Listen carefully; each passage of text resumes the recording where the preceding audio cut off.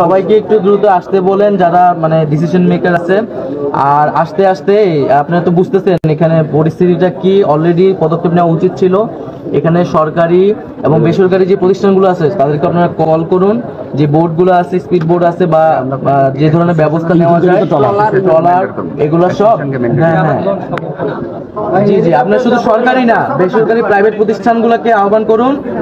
হ্যাঁ, সবগুলোকে বলে দেন এটা একদম প্রধান উপদেষ্টা থেকে নির্দেশ আছে, ঠিক আছে?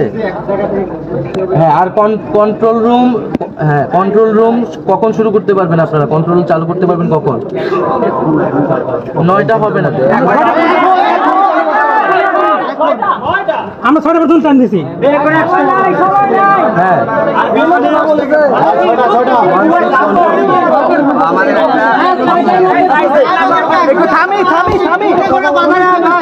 আচ্ছা, এটা আপনি দ্রুত 1 ঘন্টার মধ্যে এটা চালু করার ব্যবস্থা করেন। আমি এখানে আছি, এটা চালু না হওয়া পর্যন্ত আমি যাচ্ছি না আর কি। হ্যাঁ, কন্ট্রোল রুম কে আছে বলে দেন, এটা চালু হইলে, এটা কার্যক্রম শুরু হলে তারপর আমি যাব, আপনি দ্রুত আসেন আর কি। আর ওই বোর্ডের কোম্পানিগুলোকে কল দিয়ে বলে দেন আর কি, যাতে এখনই তারা প্রস্তুতি শুরু করে যাওয়ার প্রিপারেশন নেয়। জি জি, আসসালামু আলাইকুম।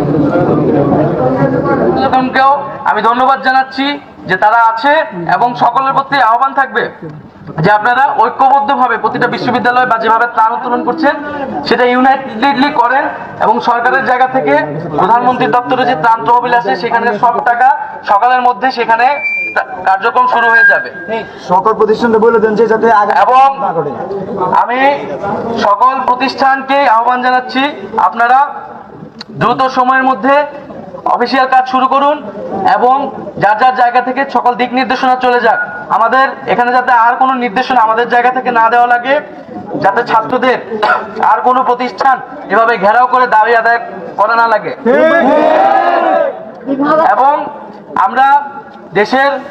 আমরা যেভাবে গণ অভ্যুত্থান করেছি ঐক্যবদ্ধভাবে, এটি আমাদের একটি ন্যাশনাল ক্রাইসিস সামনে চলে এসেছে, সেটাকে আমাদের আবার সেই ইউনিটি ধরে রাখতে হবে।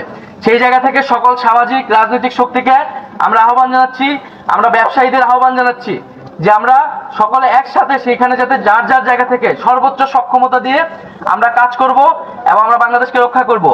এবং আমরা জানি যে এই যে বাঁধ খুলে দেওয়া হলো এবং একটি রাজনৈতিক জায়গা থেকে কিন্তু এই দুর্যোগটিকে নিয়ে আসা হলো বাংলাদেশে, সেই জায়গা থেকেও আমাদের এই রাজনৈতিক প্রশ্নটিকে কিন্তু মোকাবেলা করতে হবে। কেন যে কোনো এই যে বাঁধ খুলে দেওয়া হলো, বাংলাদেশের সাথে কোনো ধরনের কোনো আলোচনা ছাড়া, কোনো ধরনের ডিসকাশন ছাড়াই কিন্তু বাঁধ খুলে দিয়ে বাংলাদেশের মানুষের বিরুদ্ধে আমাদের সেই প্রতিবেশী রাষ্ট্র কিন্তু জনগণের বিপক্ষে দাঁড়িয়েছে। আমরা তার নিন্দা এবং প্রতিবাদ জানাই এবং আমরা আহ্বান জানাবো, যদি বাংলাদেশের জনগণের বিপক্ষে কোন রাষ্ট্র দাঁড়ায় তাহলে বাংলাদেশের জনগণও কিন্তু তার জবাব দিবে। তো সকলকে ধন্যবাদ জানাচ্ছি এবং আমি আপনাদের নিশ্চয়তা দিচ্ছি যে আপনারা যেই দাবিগুলো নিয়ে এসেছেন সেই দাবিগুলো এখান থেকে বাস্তবায়ন না হওয়া পর্যন্ত আমি অন্তত এখান থেকে যাব না।